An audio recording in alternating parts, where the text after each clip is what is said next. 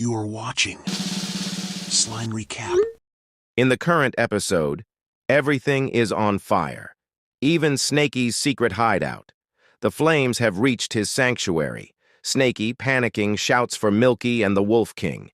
He rushes to the snake fruit tree, carefully removes it, and places it inside his storage. Tears glisten in his eyes as he frantically moves around.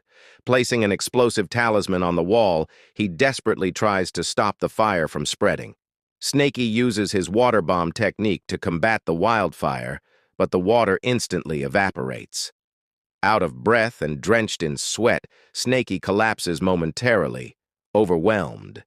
Doggy, trying to comfort him, says, "This wildfire is a natural occurrence.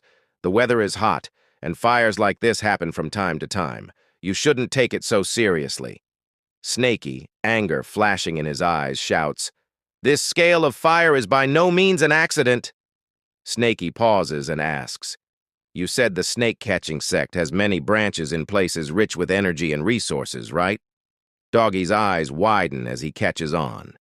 "Are you saying there's a place nearby suitable for them to establish a branch?" Snaky nods.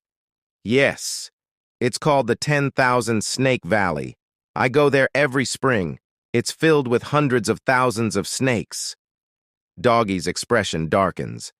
If they're establishing a branch, there must be someone at the foundation establishment stage or even the core formation stage in charge. Snaky growls, "That's it! No wonder they want to burn the mountain. I'll kill those bastards." Doggy, stepping in front of him, says, "Don't be stupid. We have plenty of time to cultivate."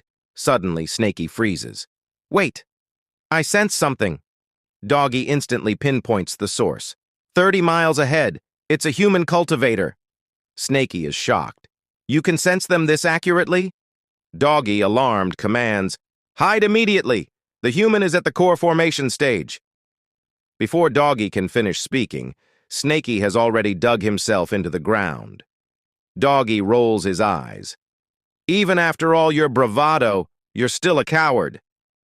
Peering down, Doggy mutters, "Besides, he's just a clone, not the real person." Snaky pops his head out and shouts, "Why didn't you say that earlier? By the way, what's the power level of the clone?" Doggy shrugs. "I don't know. Clones are divided into several levels. The strongest is the external incarnation, at least at the pseudo-core formation stage. The weakest is the paper clone, barely at the chi refining stage. High above, the man levitates, scanning the area. Suddenly, he dives toward their position. Snaky panics. "There's no way!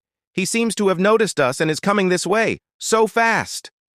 Doggy quickly places a concealment talisman on both of them, rendering them invisible.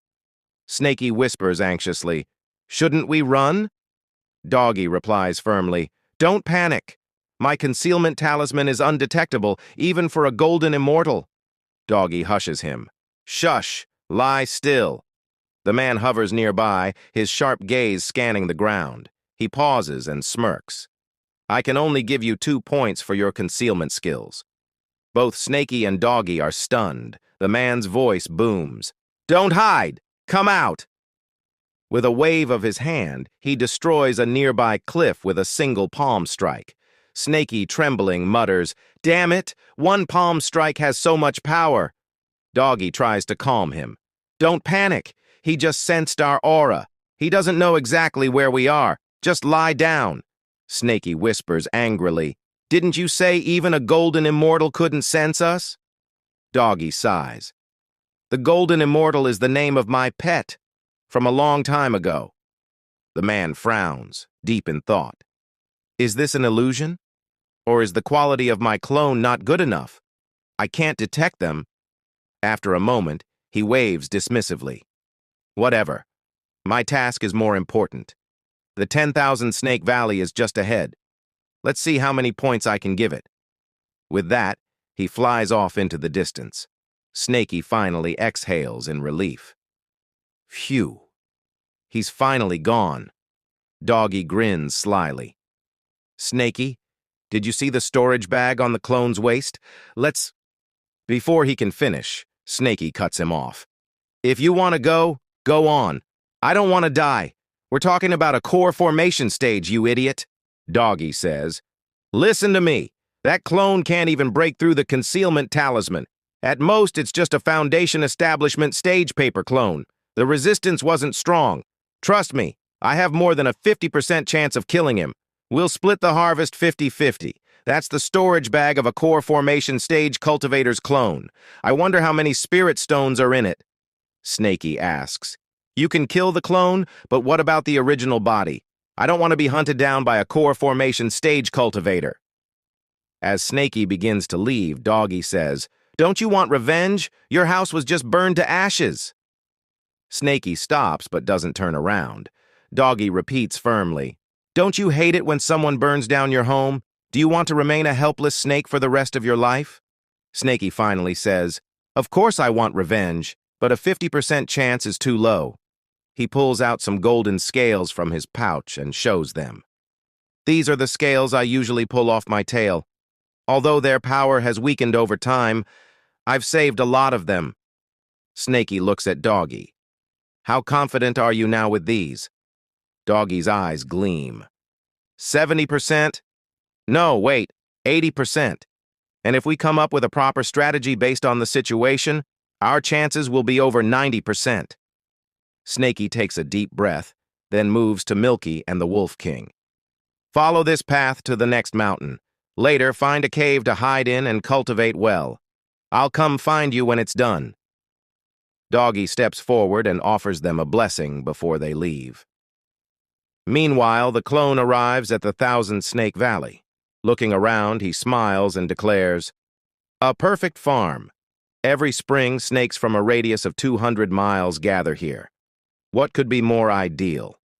He nods in satisfaction. It's time to send the jade slip back. This location is definitely satisfactory. But just as he prepares to act, he notices something unusual. Before, I thought it was an illusion, but someone is really following me. The clone quickly launches an attack, his voice sharp. First, you try to hide, and now you want to attack. He throws a detonating talisman, but the opponent dodges it effortlessly. The situation takes a turn as the clone watches his attacker retreat. Where are you running? He shouts, giving chase. Finally, he manages to capture his target. His expression changes to surprise. A dog? Grabbing the dog, the clone interrogates him. Where is your master? But before he can get an answer, the dog self-destructs, flesh scattering everywhere. The clone stares in shock, his voice trembling. Is this an illusion? Am I within the range of an expert's illusion? Fear creeps into his heart. I have to send a message immediately. Just as he prepares to act, the scattered pieces of the dog's body reform. The dog appears again, grabbing the clone's shoulder. Did you really think it's all just an illusion? The dog snarls. The clone's eyes widen in horror. This can't be. The black dog's flesh gathers into a whole body once again, and with Snaky's golden scale as a weapon, he slices through the clone's neck, severing the head completely and throwing it aside. Doggy looks at the headless body, smirking. That was easier than I expected. But suddenly, the body grabs Doggy tightly. The severed head smirks and speaks. I'm a wooden doll. Losing my head means nothing. I'll give you only 6 points for that trick. Barely passable. And thus, episode 17 ends here.